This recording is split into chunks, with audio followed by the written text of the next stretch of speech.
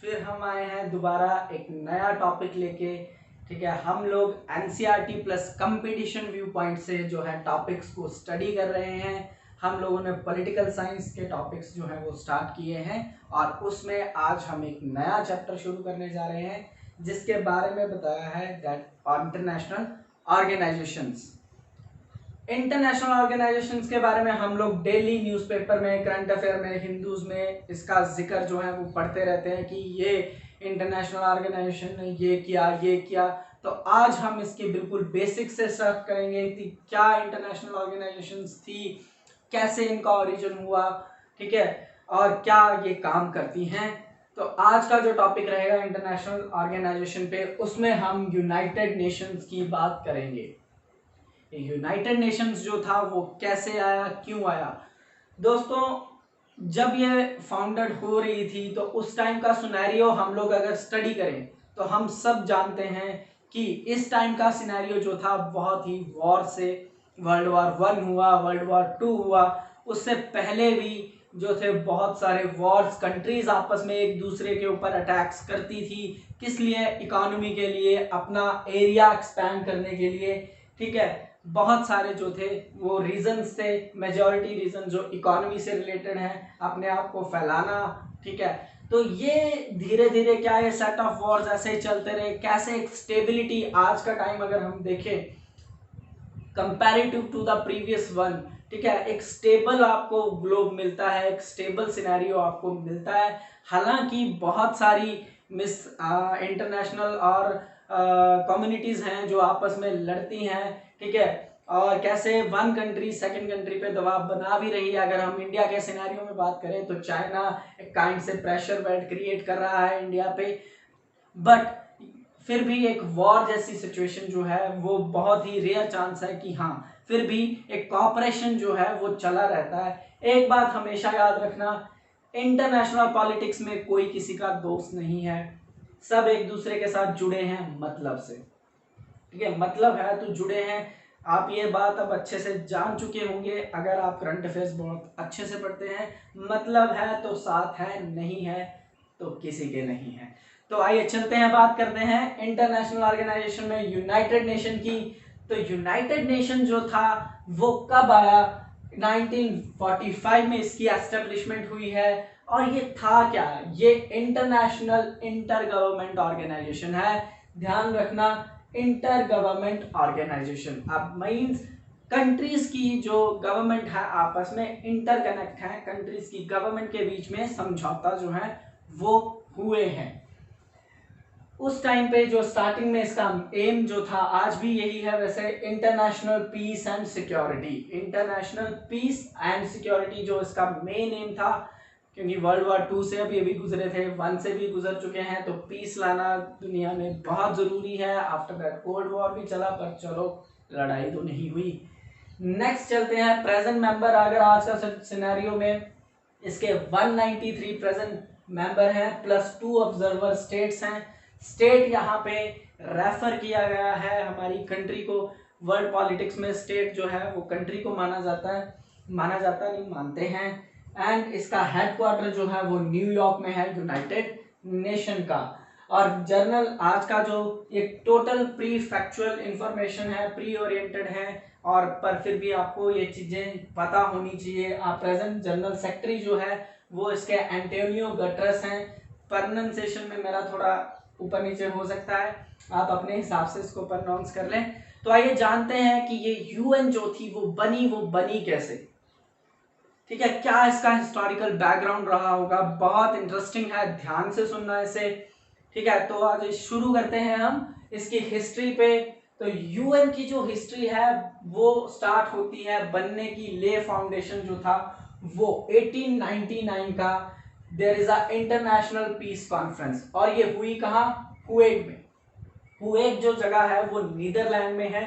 ठीक है, पर एक्चुअली क्या यही हुई थी? इससे पहले मैं आपको बता दूं, उस टाइम पे बहुत सारी जो ट्रीटीज हैं, बहुत सारा जो हो रहा है, मल्टी ट्रीटीज जो है, multilateral trades, not only trades. ठीक है, इस टाइम का सिनेरियो में लोग या कंट्रीज आपस में वॉर्स पे बहुत ध्यान में है, लड़ रही हैं आपस में। कंट्रीज के विद इन रेवोल्यूशन हो रही है, सिविल वॉर हो रहे हैं, सब कुछ हो रहा है, तो कुछ ना कुछ चाहिए था इंटरनेशनल लेवल पे भी कि दूसरी कंट्री से एटलीस्ट हमें अपने अंदर का मामला हम समझा लेंगे, पर दूसरी कंट्री से हमें क्या डर ना हो कि ये अटैक कर दे। तो इसके लिए क्या चाहिए, एक प्लेटफॉर्म चाहिए। उस प्लेटफॉर्म को सेट करने का काम कैसे हुआ, यहाँ पे 1899 से 1907 तक बहुत सारी मल्टी लेवल की ट्रीटीज और कन्वेंशंस जो हैं, कॉन्फ्रेंसेस जो हैं वो हो रही हैं, ठीक है। हुएग उनमें से एक जगह थी नीदरलैंड की, यहाँ पे ये हुई। ये जो बेस थी हुएग इंटरनेशनल पीस थ्योरी, ये पीस कॉन्फ्रेंस सॉरी, ये बेस थी आपके लेबर लॉ पे, LIEBER, ठीक है, लेबर कोड लॉ। मैं स्पेलिंग यहाँ पे लिख देता हूं, ठीक है। ये जो था ये इस पे बेस थी। अब ये था क्या, ये आया कहां से, तो थोड़ा सा बैकग्राउंड इसका जान लेते हैं ताकि आपको बड़े आसानी से ये चीज समझ आ सके। ये बेस थी आपके, ये 1863 का टाइम है। इस टाइम पे यूएस के जो प्रेसिडेंट हैं वो हैं अब्राहम लिंकन। अब्राहम लिंकन इस टाइम पे जो यूनाइटेड स्टेट्स है, यहाँ पे सिविल वॉर जो है वो छिड़ा हुआ है।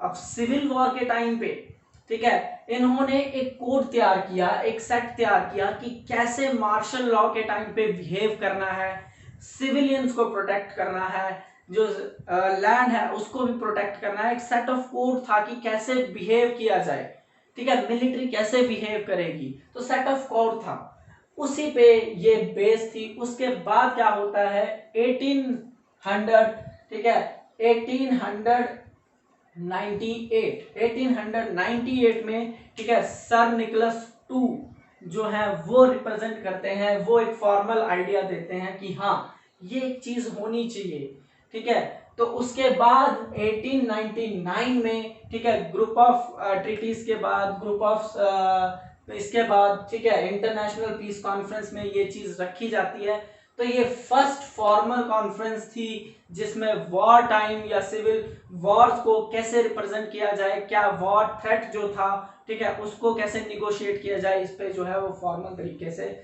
बात जो है यहाँ पे चली। यहाँ पे क्या हुआ, यहाँ पे हमने टू सेट जो है वो हम देखते हैं, ठीक है।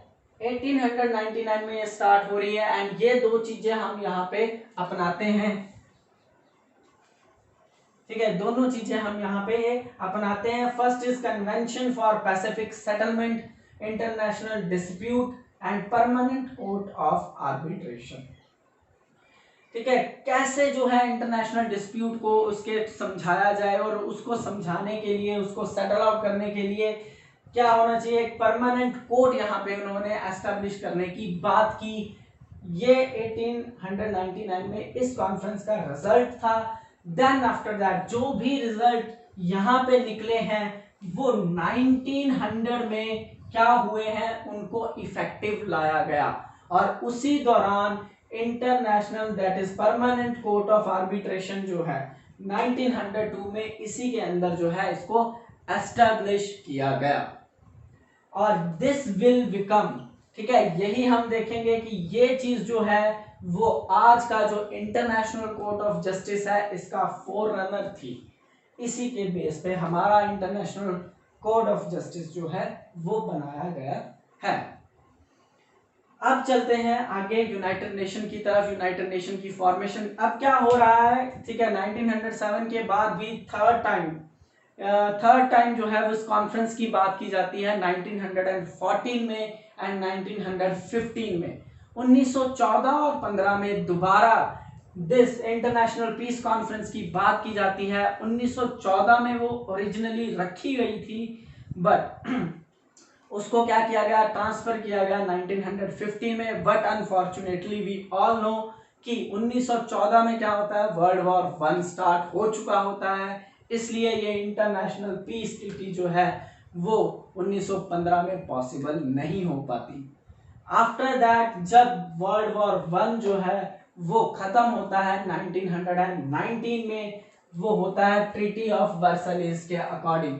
ट्रीटी ऑफ वर्सलिस जो है वो साइन की जाती है बिटवीन नेशंस, ठीक है। एंड उसके बाद लीग ऑफ नेशंस जो है वो बनाई जाती है, और लीग ऑफ नेशन जो है विल बिकम द फॉररनर ऑफ, वो विल बिकम भी, और ये फॉररनर है किसकी, आपकी यूनाइटेड नेशन की। ठीक है, तो ये फॉररनर था। ठीक है, इसके साथ साथ ही 1919 में एक और बात की जाती है। 1919 में ILO, that is International Labour Organization, इसकी इसी के साथ एक एफिलेटेड एजेंसी बनाई जाती है जो कि लीग के अंडर काम करेगी। लीग से एफिलेटेड है, एक पार्ट, काइंड ऑफ पार्ट ना कहें आप, कि इसी के अंडर काम करने वाली एक और अलग एजेंसी है जिसका मुद्दा है कि हमें किसके काम करना है, लेबर ऑर्गेनाइजेशन पे ही काम करना है। तो इस टाइम पे इसका सेटअप जो था वो हो चुका था। अब आते हैं यूएन पे। तो यूएन की जो टर्म है वो किसने बनाई थी, यूएन की जो टर्म है वो बनाई थी फ्रैंकलिन डी रोजवेल्ट ने। उस टाइम पे ये प्रेसिडेंट थे यूएस के। अब उस टाइम पे क्या हो रहा है, ये टाइम अब 1940s का टाइम है। 1942 में एक डॉक्यूमेंट जो है वो डिक्लेयर किया जाता है बाय यूनाइटेड नेशन। ठीक है, नाम यहाँ पे रख दिया यूएन, उसके बाद एक डॉक्यूमेंट जो है वो साइन करवाया जाता है, और इसको साइन करने वाले 26 नेशंस हैं। 1942 का टाइम अगर हम स्टडी करते हैं तो वी नो कि 1939 में क्या हो रहा है, वर्ल्ड वॉर 2 जो है वो स्टार्ट हो चुका है 1939 से, और 1942 में भी ये चला हुआ है। तो उस टाइम पे ये ग्रुप था 26 नेशंस का, जिन्होंने आपस में मिलके ये डिसाइड किया था कि हम लोग क्या करेंगे, हम लोग अगेंस्ट एक्सिस पावर काम करेंगे और अपनी एक अलग से पीस जो है वो बनाएंगे। एक अलग से ही अपना पीस का फंडा लेके चले थे, और एक्सिस पावर, रोम, बर्लिन, ठीक है, इन पे अगेंस्ट हम काम करेंगे उस टाइम पे ये। बट वर्ल्ड वॉर जो है 1945 में आपका एंड हो जाता है, एंड आफ्टर दैट यहाँ पे एक चार्टर पास किया जाता है यूएन की तरफ से 1945 में, जो इसका बेस फाउंडेशन ट्रीटी जो है वो बनती है according to the charter of 1945 of UN. ये रखा जाता है कि यूएन जो है वो कैसे बना। तो दिस वाज द होल आपका जो हिस्टोरिकल बैकग्राउंड है यूएन का, यहीं पे समाप्त होता है।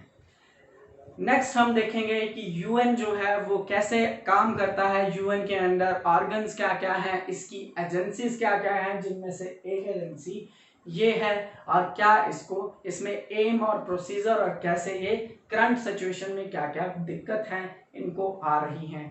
तो we will see it in our next lecture. Hope you like the video, please share. Thank you, bye bye.